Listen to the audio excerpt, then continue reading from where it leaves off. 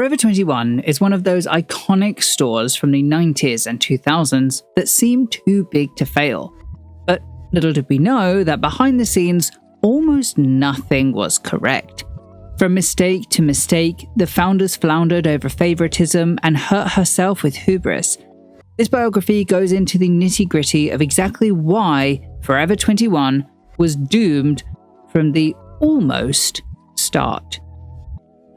Forever 21 was founded in 1984 in a 900 square foot shop in Highland Park, LA as Fashion 21. It was founded by Jang Do-won and Jang Jin-suk, who had recently emigrated from Korea 3 years prior. Contextually, this is a very important factor for the history of Fashion 21, as its initial goal was to serve the growing Korean population in LA, which was seeing a new boom in the 70s and 80s, including the foundation of Koreatown.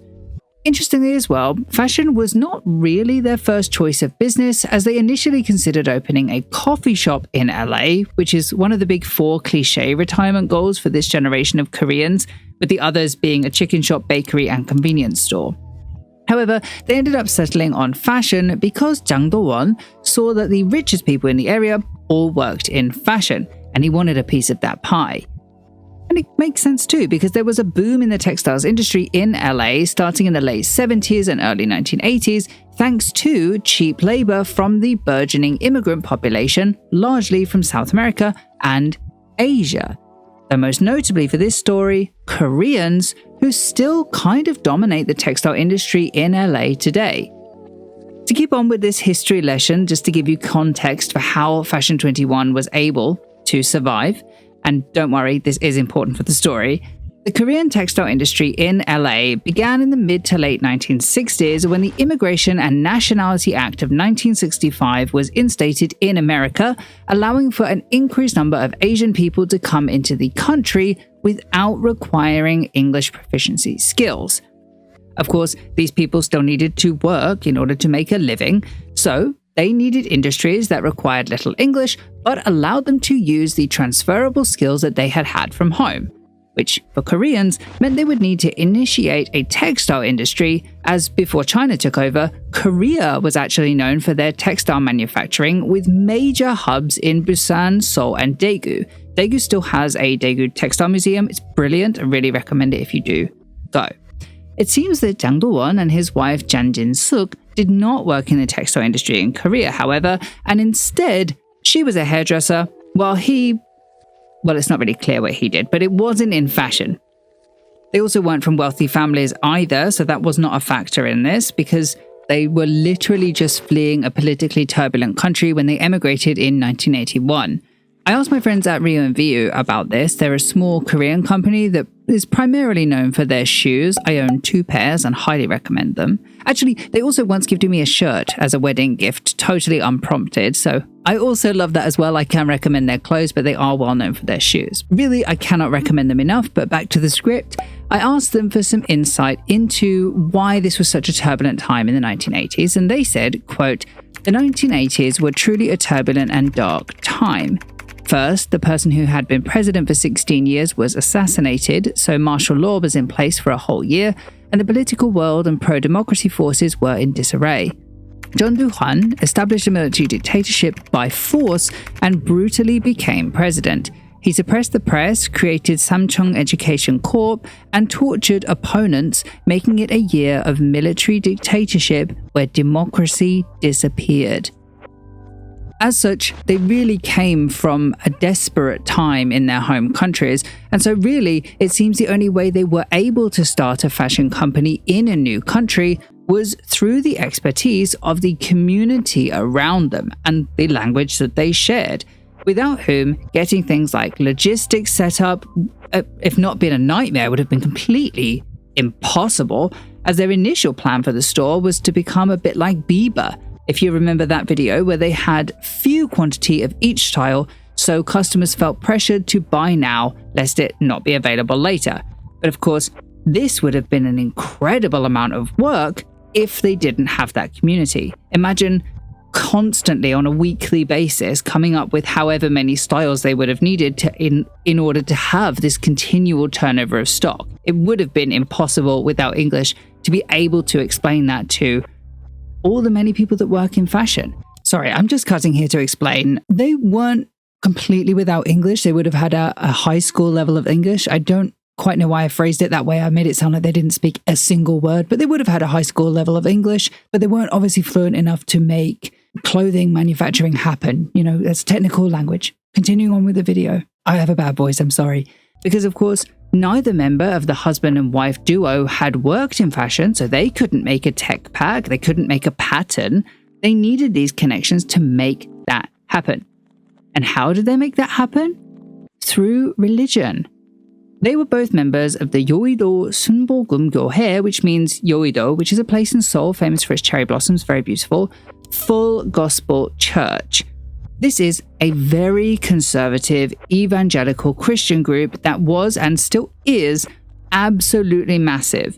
It's literally the largest Christian church in the world, and for our timeline, it's important that they had already branched out to LA since 1976. It's actually one of the reasons that the Jangs were able to move to LA, and a major reason how they were able to start their business in 1984 with only $11,000 in capital. They shared a language, and they shared a religious community with a good chunk of the already established Korean textiles industry in LA.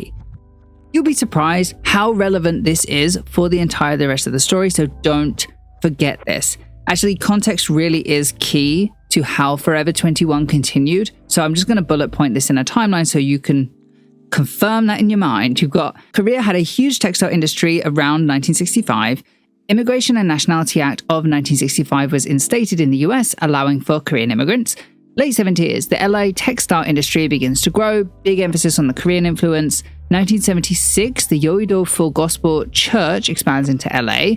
1981, martial law was dropped in Korea after Park Chung-hee was assassinated. Jang Do-won and Jang Jin-suk migrated in 1981 to LA, along with Jang Do-won's parents. I don't think I mentioned that before. It never comes up in the research again. They couldn't open their coffee shop until they had money, in which time, while they were saving, Jang Do-won noticed the growing textile industry from friends at church. Then, Fashion 21 was founded in 1984 for $11,000. Jang Jin-suk did not work there at first. She joined after a few months while they were making enough money for her to quit hairdressing. The final tidbit is also rather important, as yes, Jang Jin-suk did not work there initially. Neither individual, in fact, had a remarkable English skill, so she really only joined when the shop began earning enough money to allow their family security. Which, to be fair, theirs was a family of 5. They had had a baby by this point, so it would have needed to bring in quite the sum of money for her to move over, and most brands fail in the first year, so this was quite a bar to be set. But theirs didn't fail. In fact, in their first year alone, that one 900 square foot store brought in $700,000 in revenue. Jang Jin-suk was in. She became the store's merchandiser and was praised for her, quote, nearly clairvoyant ability to predict trends, which much has been made of that claim since, obviously, and instead, her merchandising ability seems to be a bit of a blend of 2 factors. The first one is obviously hubris.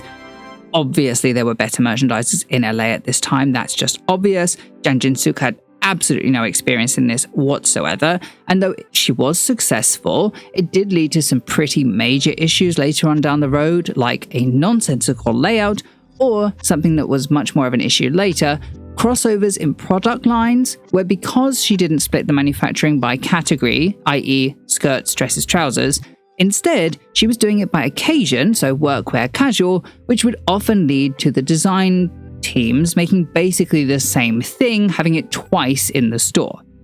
And the second one is that she was just kind of lucky because the perspective that Fashion 21 had of being a Korean brand for an American audience was genuinely unique. No other fashion stores in the US was producing Korean fashion trends in this way, especially for the very, very low price point, so it just had its own aesthetic for people to buy into. They also had a very fast turnover of styles a la Bieber, thanks to their community, encouraging impulse purchasing. And because of that particularly low price point, which Larry Meyer, later EVP, SVP, and board member at Forever 21, said was lower than valet parking in LA in an interview to Forbes. So yes, she very likely was not the best person for this role. But that almost didn't matter. Their store was different. It had a point of view that no other stores in America had at that time. A very low price point to encourage their target market of 14 to 20-year-olds, and a very high turnover of different styles to encourage impulse purchasing. Their one issue of having bad merchandising was a mere case of finding Mr. Kim in Seoul. So, Fashion 21 was a success. But having found that their impact expanded well outside of their Korean-American target, they planned to expand quickly, beginning approximately in 1985, reinvesting basically all of their earned money into new stores across America. Of course, the easiest way to do this traditionally would have been to franchise out, but the Dangs wanted to keep this very close-knit and as cheap as possible. So instead, much like they had done when they hired Jang Jin-suk to be the merchandiser, they again enlisted Jang Jin-suk's family, i.e. her brothers and cousins, to open stores across America in places like Houston, Texas, and Northern California. When this proved lucrative, they would go on to open a new store every 6 months. It was in this period that they rebranded to Forever 21 somewhere around 1987 to 1989. It's never very clear. They also changed their kind of goal at this time too. They stopped going for the Korean fashion for American audience thing and instead went for what they called the Soho for Valley Girl thing. They also had 11 stores in California by this time alone, averaging a size of 5,000 square feet. These all were completely 100% owned by the Dang family and either run by family or by other members of the Yoido Full Gospel Church. By 1997, there were up to 40 stores nationwide, yes, still all owned and run by family or members of the Yoido Full Gospel Church who'd taken advantage of the 1990s recession by snatching up a lot of the property leases for cheap. We will come back to this. This did bring them their first obvious issue, in that the stores were huge. They didn't exactly have the stock to fill them. They weren't designers themselves. They didn't have a design team per se, or they had been able to fill it with kind of fashionable merchandise by copying what was fashionable in Korea. Now that they had lost that differentiator, they were just copying other high street brands. Tasha Lewis, the clinical associate professor of fashion and retail studies at Ohio State University, said in an interview with NPR, quote, "I never really got a sense of what their brand story was or what they were trying to say in terms of fashion perspective. It was just a lot of stuff. Their main appeal was price. And if that is your value proposition, you are vulnerable because someone else may figure out how to do it cheaper." So, in effect, their one differentiator that they had in the very beginning of the brand, in the rebrand, had now been totally lost. Plus, their leases on these properties were for an exceptionally long time. Usually in retail, a large store would have between 10 and 20 years on a lease before it was up for renewal, but theirs is described as particularly long, which I'm taking to assume is about 30 years or so, could be more, but from contextual clues later, I think it's about 30 years.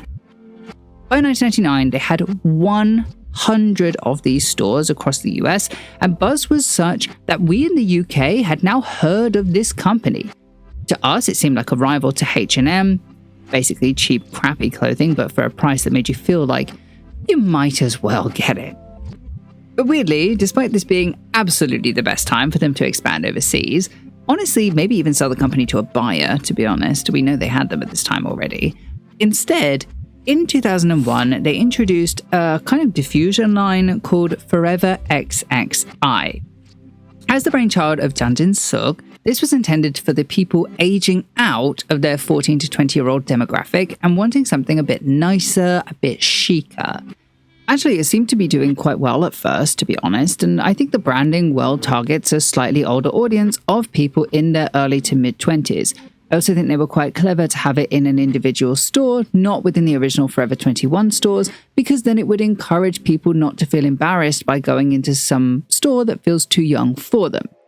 However, this expansion really came at an unfortunate time because in the same year, 33 workers from at least 21 different garment factories in LA contracted by Forever 21 sued them, alleging sweatshop-like conditions in their factories. They evidenced this with altered time cards, long work hours, payment below the minimum wage, and in some cases, no pay at all. They alleged no meal or break times and unsafe working conditions. In total, there were 3 lawsuits directly coming from these same people in September 2001, November 2001, and in or after March 2004. This ended up being a pretty major case too. The lawsuit was ongoing for all of these 3, almost 4 years, and was a catalyst to a long-standing boycott against the company, in which time only one of the 21 factories was actually name and shamed, and that was O&K, who settled out of court paying $155,000. I tried to look up who owns this factory, by the way, which was in business under 3 different names, and I did fail. However, we do know that Forever 21 was in business very closely with a man with the surname Ok. His full name is Ok Jang-ho, but he seems to prefer to go by the name Alex. Even in Korean articles, they call him Alex. So I'm going to go with his chosen name just to be respectful as Alex. And he married a woman with the surname Kim. Her name is Kim Song-eun. So if I was a betting person, I've got Ok and Kim. I would bet my left leg that this was owned by them, especially because O&K settled in the beginning of 2002, the same year that Alex Ok and his wife Kim Song-eun joined Forever 21 as the one and only ever out of the family shareholder. From later contextual clues as well, it seems likely that Alex Ok met Jang Do-won in church many years before this, and that they've been doing business translating Korean street fashion together for basically all of this time, because Alex Ok emigrated in 1987, so he wouldn't have been their first manufacturer by any means, starting business with Forever 21 with his company in 1989. However, tying it back to the backstory that I told you in Chapter 1, he was from Busan and had moved to Seoul for university, where he likely had learned the skills needed to pursue a career in apparel manufacturing in LA, because that's what he did before he started working alongside Forever 21. Basically, he had all the skills that the Jangs didn't have, so to introduce him to Forever 21 in this way, as their new president, was actually a very smart idea. Hiring his wife, who had no discernible experience, to work alongside Chan Jin-suk, not so much. This did also come along with a 1%, yes, 1% share interest to Alex Ok as well, which may have been his incentive to move over. I'm not sure. Honestly, I'm not sure why this is the one and only time they shared interest in the business. It seems a strange amount. It seems a strange time. But whatever, it's their business, and clearly it worked to get him and his wife on board, so power to them. But this does bring us back to hubris, because firstly, Chan Jin-suk's merchandising was questionable at best, and Jang Do-won's role of finding retail leases also wasn't too great, as they had settled for stores that were too big, number 1, and on contracts that were usually too long, number 2. And now there's Alex Ok and Kim Song-eun. It just garnered a bit of a strange working environment. This is when they added the John 16 to the bottom of their bags to go along with the beliefs of their evangelical church. And to quote the New York Times, who had interviewed multiple members of staff at Forever 21, quote, "Former employees said Bibles were sometimes visible in conference rooms and on Mr. Chang's desk.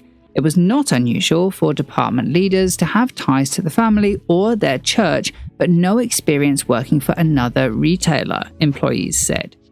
Every once in a while, when we hired someone who had been there, we learned that they were never allowed to see the totality of the business performance, and they were only given reporting on their specific sector, said Margaret Koblenz, a former e-commerce director at Charlotte Russe, who is a competitor to Forever 21.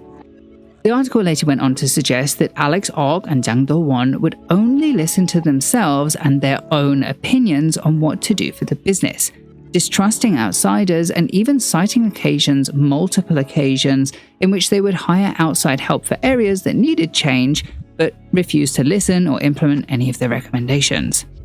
In fact, it's likely for this reason that they were so late starting things that should have been obvious to start, like their own e-commerce platform, which was technically started in 2003, but only launched much later in 2005.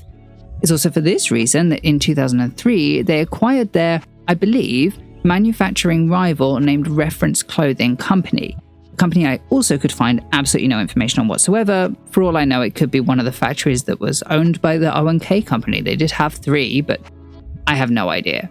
Really, seemingly the only great idea they had in all of this time was for them to finally expand outside the US.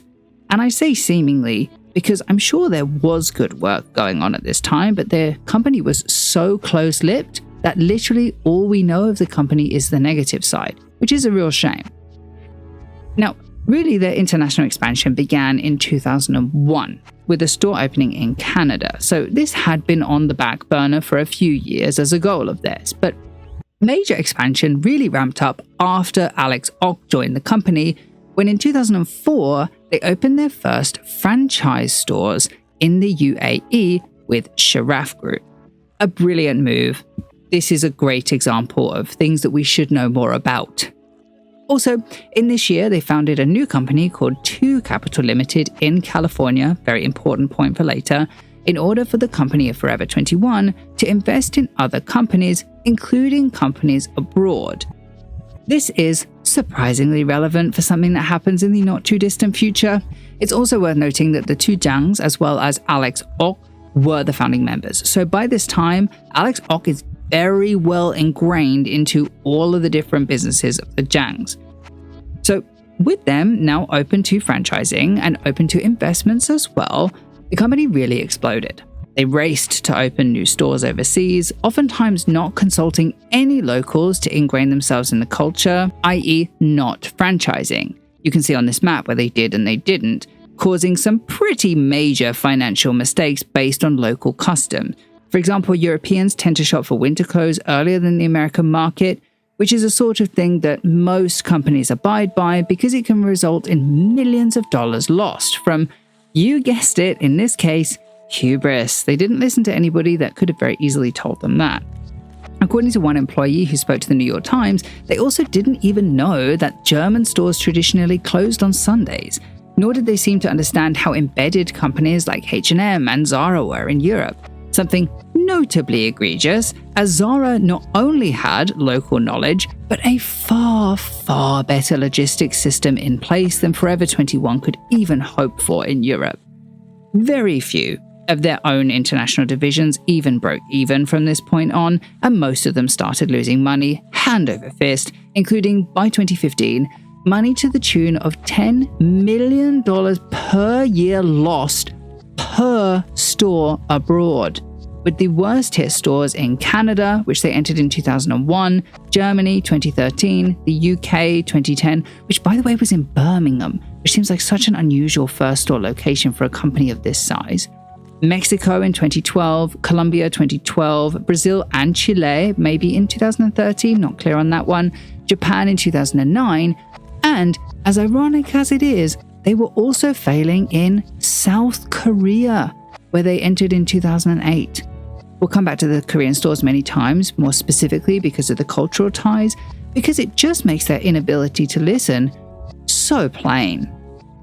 During this time, they also expanded into their aforementioned e-store in 2005, a men's line called 21 Men in 2006, a line dedicated to 20-somethings in Heritage 1981 in 2006, a lingerie line in 2007, an upscale brand called 12 by 12 in 2008, a contemporary line called Love 21 in 2009, a plus-size line in 2009 called Forever 21 Plus, a makeup/cosmetics line in 2009, and a younger line called Forever 21 Girls in early 2010.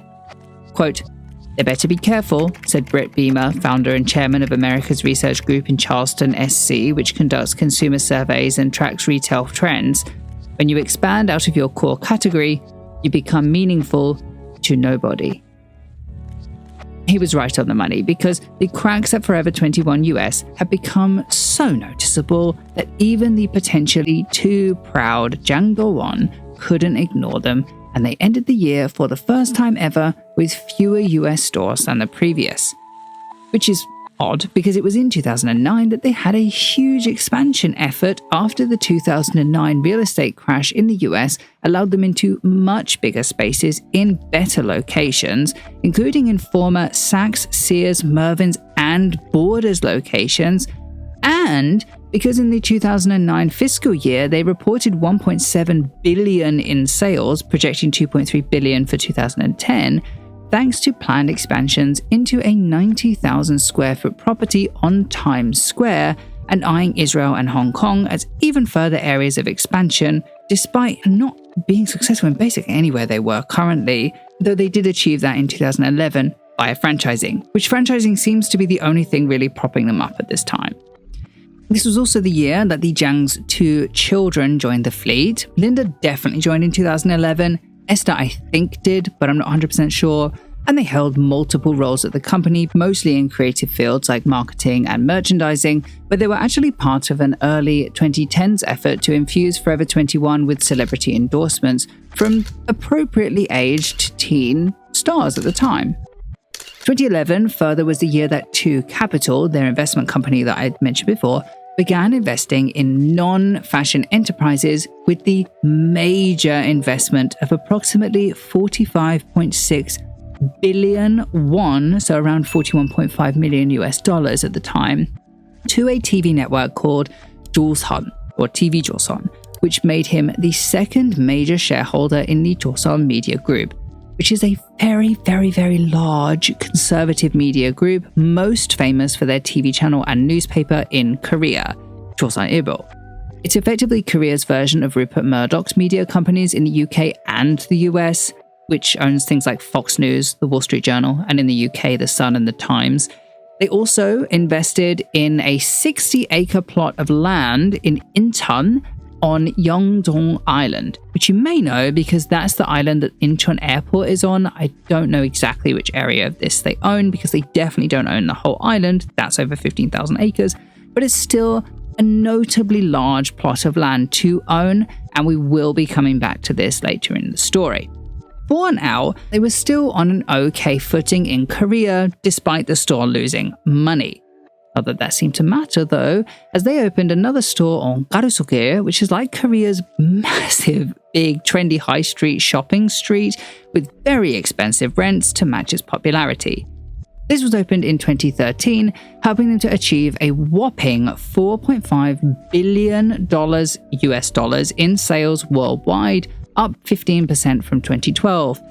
In 2014, they'd opened their third, and I believe final Korean store in Hongdae, which is a trendy student area in East Seoul in a huge 3-story building, which I guess tells us that their target market for Korea was slightly older, but none of these stores were profitable, and that was really only the tip of the iceberg.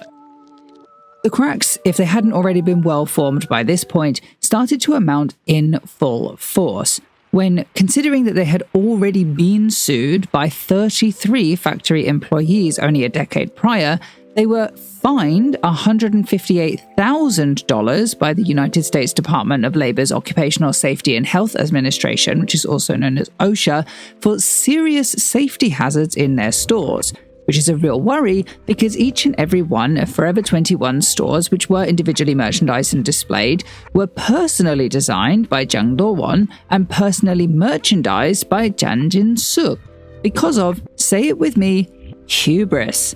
But that's not all, because they weren't just fined once by OSHA in 2014, they were fined twice, with the first time being that January when they were fined $236,500 for the same thing.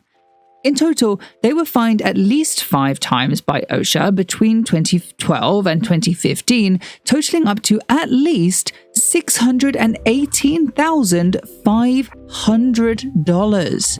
And by the way, that's on top of the ongoing fines from the US Department of Labor, who had repeatedly found, quote, significant violations of the Fair Labor Standards Act, minimum wage, overtime, and record-keeping provisions under sweatshop-like conditions within their factories. They were even subpoenaed to go into court, and they just refused to show up. Furthermore, around the same time, designers like Diane von Furstenberg in 2007, Harajuku Lovers 2007, Travata 2009, Anasui 2011, Feral Child 2011, Adidas 2015, H&M 2015, Puma 2017, there's so many, let me just put a timeline on the list so it will be easier, all sued them for copying their designs. Just to reiterate, H&M sued them for copying designs. Crazy. This, of course, all comes on top of the ongoing scandals of very low quality, see when cadmium was found in their jewelry, bad workers' conditions in the factories, and their ongoing scandal of trying to push a Christian agenda through Forever 21, which often got tied in the media to their charity, Chang 21 Foundation, which funded Christian missionary trips to third world countries. It's just a hell of a lot of scandals, isn't it, to basically have all at once? And though none of them individually was big enough to sink the brand, each individual scandal did impact their brand perception, leading to them, despite gaining a revenue of $4.4 billion in 2015, needing to put their own personal finances back into the business in January of that year in order to stay afloat. By which I'm referring to a $10 million loan from Jang Do-won and two $5 million loans from each of his daughter's trusts, totaling to a $20 million loan from the family, which we know was never repaid. But unfortunately, on top of all of that, that's not all, because they took out a second loan that October from a Filipino company called Braxton Commercial Corp for a further $18.3 million, which they only ever managed to pay back a third of. Mostly, this failure is all put down to their failure in not putting more emphasis on their online business, which contributed 16% of their total sales, and to the non-American markets caused by their belief that they didn't need the advice on anything from design to positioning to supply chain, causing massive, irreparable damage to basically every facet of the company because their logistics were supposedly intertwined, coming at the deficit of their only truly profitable markets, America and South America. Though even that was short-lived because they weren't adapting to the demands of their American clientele. Instead, they created a new brand, F21 Red, to target mothers under 35, a seemingly random, far different target market than their usual, something literally nobody was asking for. I don't know where this came from, and it ended up resulting in a huge decline in their EBITDA, which is earnings before interest, tax, depreciation, and amortization, of 137% worldwide. By 2016, they started cutting their unprofitable stores, or they started cutting more of their unprofitable stores. They already did it before. They were also late to pay vendors this year. One of their shipping companies was quoted saying that there was a 50% drop in business from Forever 21. But when questioned, Jang Do-won only said that the issue was business is doing well. In 2017, F21 stores obviously registered sales 50% below projection. No one is surprised by this. And they started a whole new brand called Riley Rose to produce cosmetics. Now, Riley Rose was the brainchild of Linda Chang, who is now executive vice president. Though this, unlike F21 Red, I actually do genuinely think is a good idea. Korean cosmetics was on the rise, still is very popular now, and their angle on it could have been perfectly unique, being that it looks from social media to target a much younger demographic than, say, Beauty of Joseon or Skin 104. So it's got a nice differentiator. It also has a hell of a lot of dupes in their brand, so it's very much in the realm of Forever 21. I think it could do with being a touch more cohesive because the packaging isn't consistent, in my opinion, looking much more like dupes. But for what it is, I genuinely don't think it was a bad idea as a brand. But this was all for naught because their distribution was extremely bad.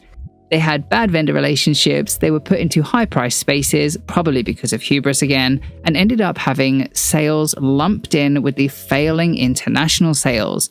By the end of the year, they were considering just bringing it into Forever 21 stores to be sold there, which is so stupid because that's where it should have been in the first place.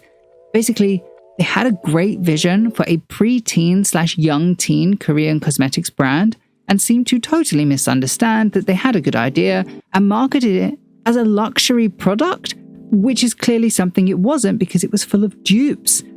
Their own filings called it, quote, Forever 21's beauty and wellness brand with a brand image that focuses on femininity, self-discovery, and indulgence, which is just so much more mature than it really should have been aiming for. I'm going to stop here, but if you are interested in a Riley Rose brand video for Underskin, let me know because I'm not sure if there's interest for it, to be honest. But the brand did have potential and it was squandered.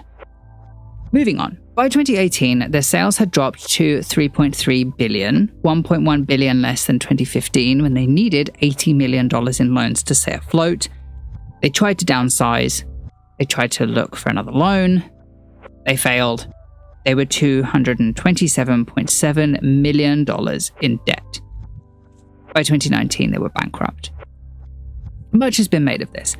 Everyone seemed to have an opinion as to what the key to their failure was.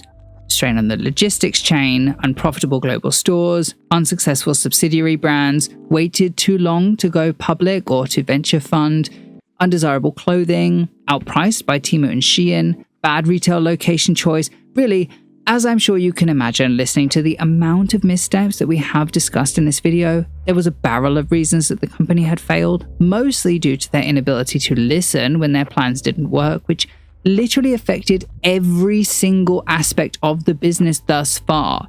I think I've said the word hubris in this video enough for you to know that that was the reason, and enough for me to never want to say the word hubris again.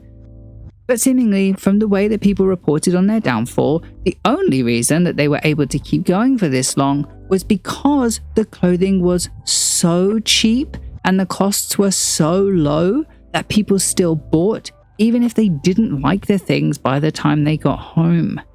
Quote, on the founder side, this hubris thing is pretty common, but it's particularly deadly if you've been successful for a long time, said Eric Gordon, a management expert at the University of Michigan Ross School of Business. They didn't have a board of directors to give them a reality check. They didn't have equity analysis to give them a reality check. 3 things happened from here. Number 1, Forever 21 went up for sale. We will obviously come back to this. Number 2, they came up with a plan of action as to how to change. I'm just going to put the list on the screen. There's no need to read through it because they said basically everything needs to be changed and basically nothing does. Spoilers for later. And number 3, their bankruptcy exposed their investments in Korea. And this one caused a scandal. Previously, I mentioned that they had become the second largest investor in Joseon-ilbo, the conservative news outlet in Korea, and that they had bought 60 acres of land in Incheon. But I also mentioned that the Korean people had no idea that this had happened. Well, now that their bankruptcy was public, the Korean people found out. And they were like, why? Generally, they just couldn't understand what the connection was between this very failing American company that seemingly Korean people didn't really like and buying land and conservative news outlets in Korea. Especially now that they'd gone bankrupt and it sucked all the investment money out of the country. I again asked my friends at Ryu and Viu for insight into this, and they said, quote, because Forever 21 is the second shareholder of TV Joseon, people who didn't receive their payments after the bankruptcy protested in front of TV Joseon. Now, what they did wasn't illegal, nor was it particularly unusual, but it's very understandable why in this situation that the people weren't being paid, why they would be so upset. The scandal ended up majorly souring the relationship Korean netizens had with Forever 21, not that it was massively positive before, and the entire company ended up just pulling out of Korea. And they weren't the only ones. Forever 21 pulled out of 40 different countries, one after the other. Up to 178 different stores closed, basically only leaving the franchises intact because they were under contract and they couldn't pull out until several years later. They're still under contract today, in fact. The other thing I showed you earlier that we do need to come back to is their sale. So they never divided shares, save for the 1% given to their friend Alex Ock. So this was a full sale of $81 million of the company from the Jangs to a joint acquisition between three partners, Authentic Brands Group, Simon Property Group, and Brookfield Property Partners, all of whom are in the brick-and-mortar retailing business, with Forever 21 notably being one of Simon Property Group and Brookfield Property Group's largest tenants. Of course, knowing that, the sale does become obviously justified to these people. These groups didn't want to lose another anchor store in their malls. They didn't want these huge, empty retail locations feeding into the dying mall culture. They were also literally the only bidders in the sale of the company, so that's why they got it so cheap, and they still closed 178 stores in the US regardless. In order to rebuild, the three partners set off on their plan. They began with planning on a re-expansion into foreign territories, this time through franchising so they could learn off the expertise of the franchisers, licensing stores in Central America, South America, Mexico, the Philippines, and the Caribbean, with various landlords, including to their parent companies and to a company called Spark, who took on 500 foreign stores, some of which leased by Simon Property Group. They also claim expansion plans across South America, Western and Eastern Europe, China, Southeast Asia, Middle East, and India as well. They also claim that they will finally start listening to their customers in an interview with Vogue, and that they will be going back to their roots. Quote, "Our original success, our product assortments, our store environment, all were answers to demands and questions our customers had, and we got away too far from that." This did not happen, by the way. If you look at their social media now, it's absolutely nothing like the roots of bringing Korean fashion to America, and instead looks much more like just another dupe company copying the aesthetics of other brands. Like, these images do not look like they are from the same company, but they do look like they're from Brandy Melville or Casablanca or sad generic beige brand. It's just currently it's identityless and far from how identity-full it sounded when it was founded. Like, if you think of Zara, or Korea's Mushinsa, or Uniqlo, or Brandy Melville, or COS, they all have a very distinguished look of their own. All of them 100% are making dupes of designer items. That's literally what high street brands were invented for, but they still all have their own world building within that. Currently, Forever 21 does not. And that started here in 2019 through 2021. So worried about falling again that they just look like they've thrown everything at the wall and hope something will stick, despite the heavy amount of competition at this part of the market. While there's basically no competition at the original concept for the brand, a 14 to 18-year-old targeted Korean style for American shop, which is such a shame really, because that would have been such a great pull into stores. But anyway, that does bring me to 2025. A few changes have been made in the interim to Forever 21's parent companies. They're not too relevant for this story, so I'm just going to skip past them. As well, Winnie Park was made CEO in 2022, but her placement again hasn't had a massive impact in my opinion. But now, in 2025, in February, they've announced a further 200 store cut in yet another bankruptcy filing, and 350 to 360 corporate employees they have been made redundant. They were rumored to be looking for another buyer, didn't materialize, and shortly after announcing their collaboration with Shein in March, they announced that they will shutter all US operations. At this point, frankly, it is beyond repair.